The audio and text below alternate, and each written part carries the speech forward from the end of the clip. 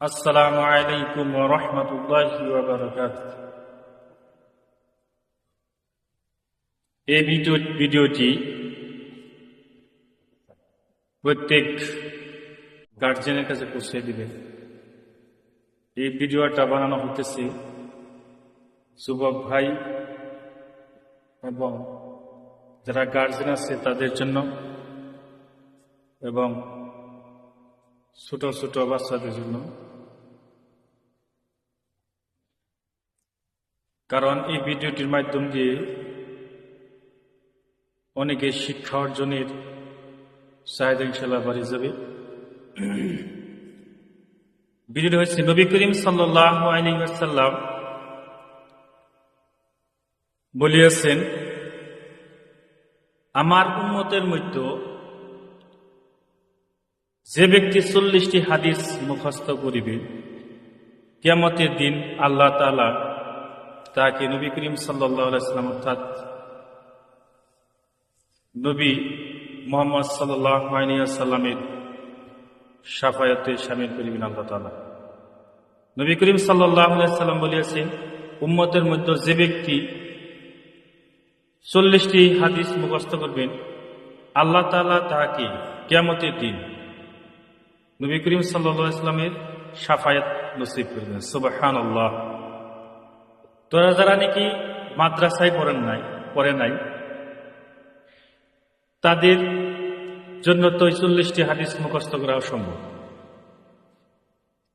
সম্ভব, কিন্তু চেষ্টা তো করবে না। যারা ছোটবেলায় মাদ্রাসায় জানায় বা মুক্তয় পড়ে নাই, তারা এখন কিভাবে মুখস্থ করবে? যখন বয়স বেড়ে যায় তখন তো মুখস্থ করা অনেক কষ্ট হয়ে যায়।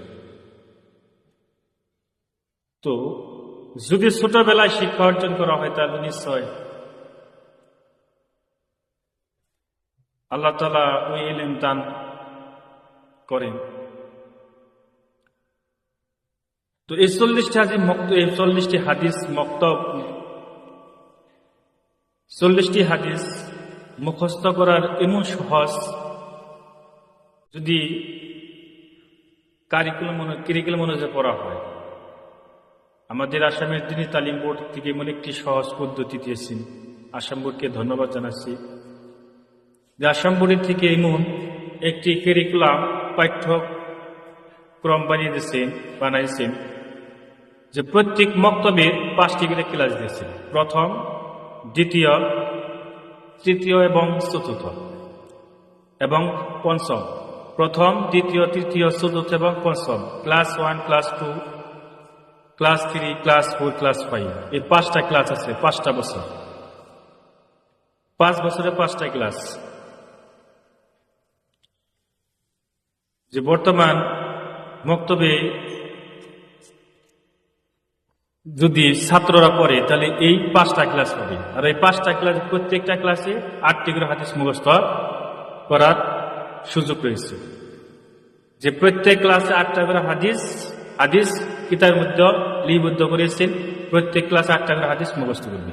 তো 5 বছর যদি 5টা ক্লাসে পড়ে তাহলে 8 × 5 = 40। 8 × 5 = 40। 40টা ক্লাস, 40টা হাদিস অলরেডি মুখস্থ হয়ে যাবে। সেজন্য ছোটবেলায় যদি হাদিসের শিক্ষা দেয় তাহলে দ্বীনের পথে চলার সুযোগ হয়ে যাবে। নবী করিম সাল্লাল্লাহু আলাইহি ওয়াসাল্লামের বাণী হচ্ছে হাদিস।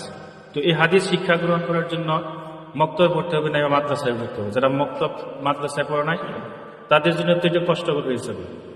সেজন্য ছোটবেলায় যদি এই মক্তবে যায় তাহলে নিশ্চয়ই সহজে হাদিস মুখস্থ করার জন্য। যেরকম একটি হাদিস যে রাকাতাল ফাজরি খায়রুম মিনাদ দুনিয়া ওয়া মা ফিহা, যে দুনিয়ার মধ্যে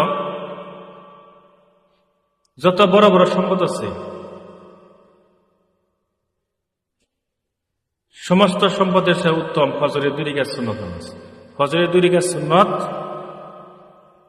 সুন্নত 2 রাকাত দুনিয়া এবং দুনিয়ার মধ্যে সব হইতে উত্তম। সুবহানাল্লাহ। তো এরকম যদি কি করা হয়, তাদেরকে শিক্ষা দেওয়া হয়, প্রত্যেক বছর একটা করে হাদিস মুখস্থ করা হয়, তাদের আজীবন তাদের মুখ মনে থাকবে। তারা ফজরের নামাজ তারা ছেড়ে দিবে না, সুন্নত নামাজ, ফরজ নামাজ তারা ছেড়ে দিবে না, কারণ এর ফজিলত জানবে। তো কোনো যুবক বাইরে যদি যারা মুক্ত মাদ্রাসাদের লেখাপড়া করেন নাই, তাদেরকে যদি এই বিষয়ে প্রশ্ন করা হয় তারা কিন্তু বলতে পারবে না। কিন্তু মক্তবে যারা পড়তেছে তাদের কিন্তু এই জ্ঞানটা আসছে যে ফজরের 2 রাকাত সুন্নত নামাজ দুনিয়ার মধ্যে যা কিছু সবচেয়ে উত্তম। তো ইনশাল্লাহ সবাই এই ভিডিওটা শেয়ার করবেন এবং প্রত্যেক গার্জেন যাকে এই ভিডিওটা দেখতে পারে এবং তিনাদের ছেলে সন্তান যারা মাদ্রাসায় পড়তেছে, মাশাআল্লাহ, আল্লাহ তিনাদেরকে আলিম হওয়ার তৌফিক